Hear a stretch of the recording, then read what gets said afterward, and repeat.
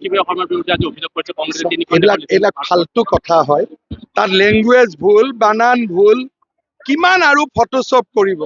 কংগ্ৰেছে গম পালে যে ইয়াক আৰু বলে নোৱাৰি, এতিয়া ডুপ্লিকেট কাগজ বনোৱা আৰম্ভ কৰিছে। আজি ৰাতি থানাত আমি কেছ দিম। অসম পুলিচক মই ৰিকুৱেষ্ট পঠাম যে টিম যাওক, পাছপোৰ্ট কেইখন লৈ আহক, ডুপ্লিকেট যদি পৱন খেৰাক জেল দিয়ক আৰু সঁচা যদি ৰিণিকী ভূঞা শৰ্মাক গুলি মাৰি মাৰিব আজি ৰাতি।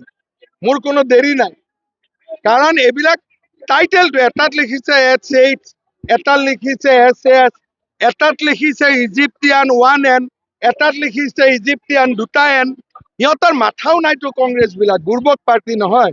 চুৰু কৰিব ভালকৈ নাজানে, চুৰ কৰিবতো এটলিষ্ট মানুহে ট্ৰেইনিং ল'ব লাগে, সিহঁতে চুৰিও কৰিব নাজানে।